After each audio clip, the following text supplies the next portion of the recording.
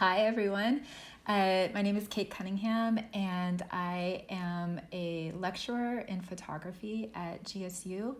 I teach everything from the camera to theory to video art, which is where a lot of the animation material comes into my teaching.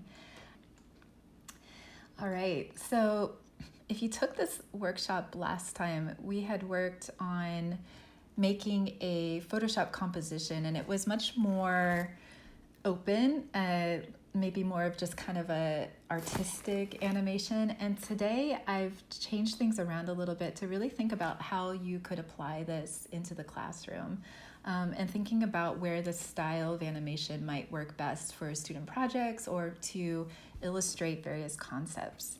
So I'm going to go ahead and share my screen with a PowerPoint that will just kind of give us an overview of everything. So I was thinking about what we could animate and thought that it might be interesting to think about Gothic architecture and especially the role of the flying buttress. And because I thought it had applications to both history and fine arts, but also to physics, and thinking about how these kind of engineering innovations led to the ability to make extremely heavy buildings that also supported stained glass windows and what have you. And so part of this, I was thinking, could be just an exercise in labeling the various architectural elements. And so I have an example here of the labeling that we're going to do today. And then, trust me, I'm not a physics person, but I started to also look at what was it about the construction that allowed these buildings to get so high and the walls to be so thin and what have you, and looking at how the flying buttress was able to distribute weight in a different way. And so I watched a bunch of science diagrams and videos and started to think about how we might be able to animate those different forces that are in play in building these types of spaces. The other thing I was interested in was how these were constructed. Is there a certain way that works to build these types of spaces? Is there opportunities to kind of explore trial and error, or thinking about what might be the best order of things? Let's try building the shell of the building first. Oh, that turns out to be a poor choice. It's a good thing that this is just a model. Let's try again. This time, let's work towards the center and start with the most distant flyer. Then add the inner flyer, and finally add the arch. If we take our hands away, the cathedral model stands. The model has to... So looking at these orders of operation as well in this process.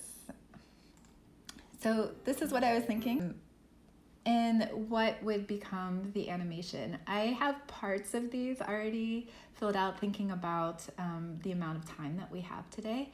But in terms of working with one photograph, I thought we might be able to think about labeling the architectural elements, and that could be something that could be animated. The order of construction, and in this case, we will build a building block version of that video that we just saw, a physics demo about the way pressure is distributed and thinking about gravitational forces in play as well. We could think about doing a voiceover for this where we explain the different parts while the animation is going on. And something that we won't do today, but that you could very easily do in Premiere, is also to add a video background. What's great about Premiere is that when you make these animations, they form little compositions that can then be added to a larger sequence.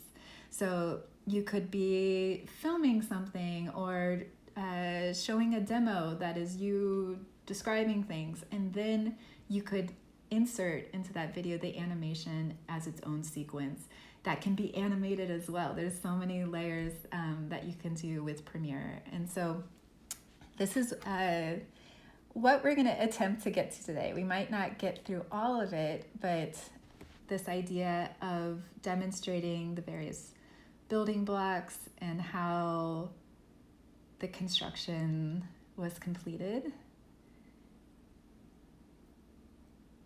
And my hope is that by trying to animate these simple elements that you'll be able to think about how it can be applied in other forms as well.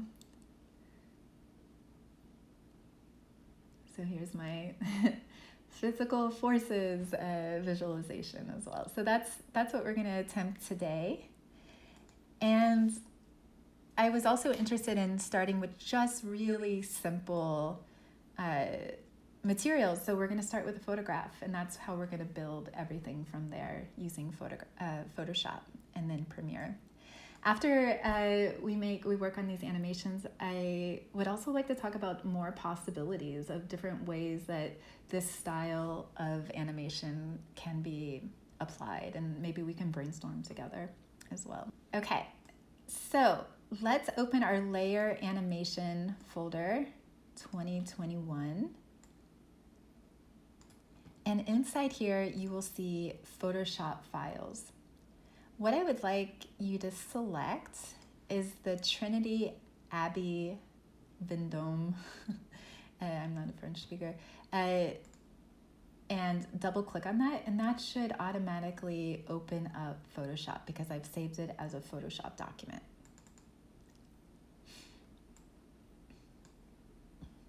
Cool. Okay, so looking at this photograph, I want to start to just even think about how we can make a selection so that we're isolating this building, because we're thinking about this as a model and not necessarily about this specific cathedral in this specific space. So the first thing I want to do is try out some of these really great sophisticated selection tools that are in Adobe Photoshop. So if you see the interface here, you should see a tool panel on the left and a layers panel on the right. It might be minimized, and you'll just want to make that bigger. You can drag, you can pull and drag, and usually when you select a panel, it will also pop up. So we should see something like this. We're going to be working a lot with this layers panel today, so you want to make this kind of big if you can. And we should see something that says layer 1, which looks like a transparent grid, and layer 0, which is the photograph. Labeling is really important when we're working with animation because we need to think about each layer and find it and what have you. So let's go ahead and make layer 1. Let's label it background. You can just double click on the name here, and I'm gonna call this one building. The thing with Photoshop is anytime you want to make a change, so make a selection, cut something out, you need to have the layer that you're working with selected over here. Otherwise, it doesn't quite know what you want to do. So we want to make sure that we have building selected here. And then I'm going to go up to my menu bar, the white menu bar at the very top, and I'm going to press select. And with the newer versions of Photoshop, there's really great selection tools. And what we're going to choose here is sky. All right. So it gives it a little bit of time to think. And then you can see that it did a really great job at selecting the sky. You should see these little running ants around your photographic frame.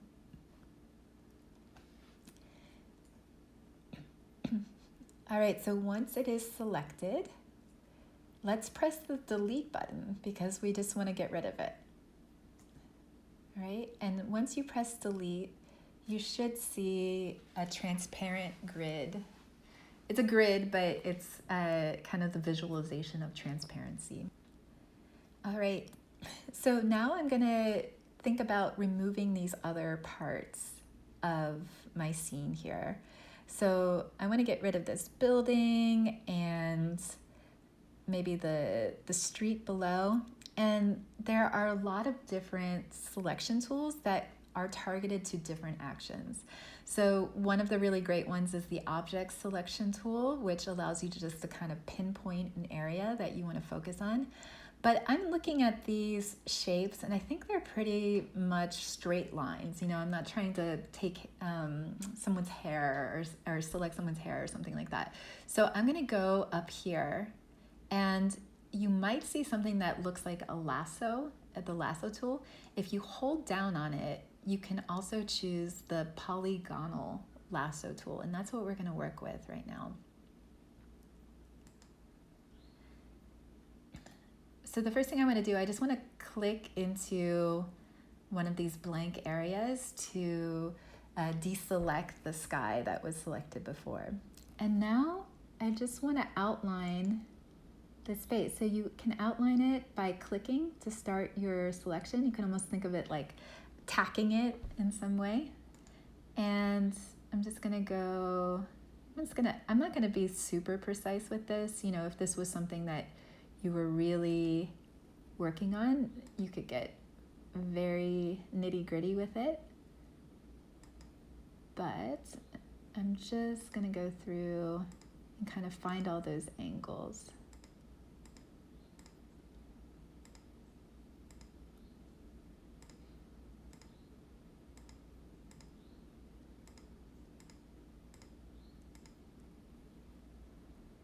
And you can decide to keep the entryway or to remove it.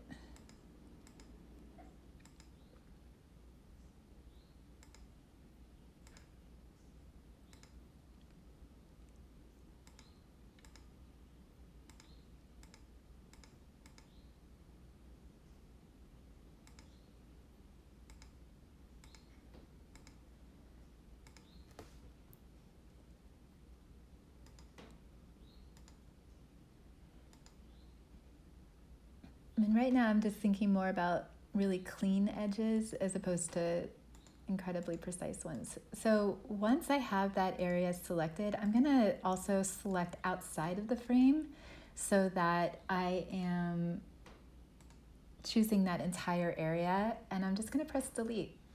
And you'll see something like this now. So fairly quickly we have a pretty good selection. All right, so making sure that I have the building selected here, I'm gonna go ahead and choose my object selection tool. And I'm just gonna take this over, maybe I can do a better job. I'm just gonna drag over the building itself. And what that does is does a decent job of selecting the building. And now I can also choose select subject up here on the gray toolbar on the very top. And that did a better job. Okay, so now I'm gonna click select and mask. And this is going to allow us to really refine our selection. When I click that, a whole new box or window comes up that is specifically filled with tools to help you make a really good selection. If yours doesn't look like this, so if it doesn't have a red area and then a part that is really clear, you want to go up to properties and you want to choose view and choose overlay. If you hate the color red, you can change it to green or something like that. But I like red right now just because it's very much in contrast to the color of the building, and that allows me to visualize what has been selected and what hasn't. All right, so because we're trying to remove the background, I actually want to save or preserve the building. And so anything that is in red would be removed from the selection, but we want to select all the background. So I'm going to invert this. And I can do that over here on the right-hand side and click invert. And now you should see that the building is red and the background is white. And that's going to be what we want to achieve. And we can think about how precise we want to be, but basically I want to go through and try and make all these parts of the building red so that I can very easily delete anything that isn't once I move out of the select and mask tool. So over here on the left, I have a bunch of different options. I have that polygonal lasso tool again. I also have the object selection tool. And I have a brush tool, which is for really precise masking, where you can basically paint in areas that you want to keep or remove. So I'm going to start with the object selection tool and try to grab the pier here, or the buttress. So if I did this, you could see that nothing happened. And that's because I need to remove that part from the selection. And up here on the left-hand side, you should see some different squares. There's two that look like filled-in squares, and then what have you. The filled-in squares add to the selection. So again, remember that the parts that we can see really well are the selection. So we want to actually remove this part from the selection. So I'm going to choose this middle box and just kind of click and drag over those areas. So you can see it's fairly quick. This is, if you had started off with previous versions of Photoshop, making these masks used to be a very painful activity, and now it's quite easy. I want to zoom in though, and I can do that by pressing Command+. And I just want to make sure that my edges look good. And so when I zoom in, I can see that there's some issues a little bit on the side here. So I'm gonna just kind of click over that and refine things. I could be really specific. I've switched to the add so that I can try and make these decorative elements show up.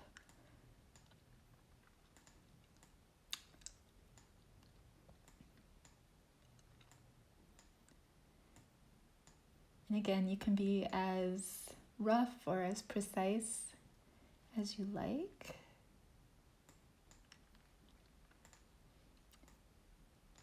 So I'm kind of bouncing back and forth between the add and the remove. And if I wanted to be really exacting about it, here is the brush tool. And then I have a plus or a minus. So if I want to really kind of hone in on these decorative spaces here, I could either add to my selection or remove it. So I'm going to choose remove, and I just brush over those areas. I can make my brush size different by pressing the bracket keys, or also changing it up here.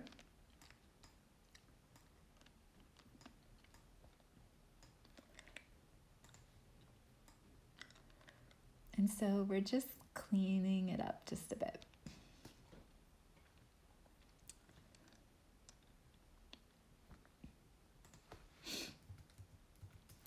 Let's see, and I want to see if I can get some of the sky here.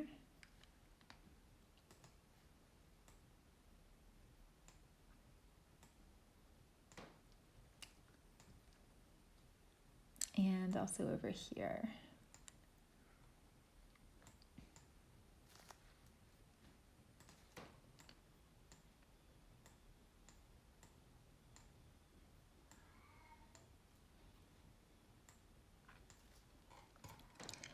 Okay, so you can press the space bar, which opens up the hand tool that lets you just kind of move around your selection. Just kind of making those lines a little bit smoother.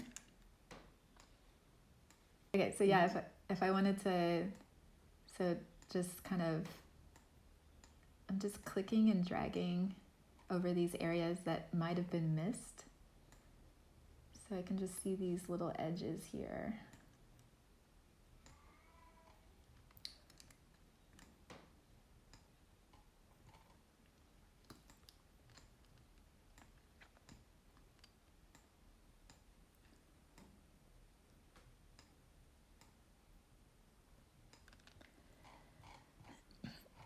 All right, so wherever you're at, it's probably pretty good. So let's go ahead and click out of here.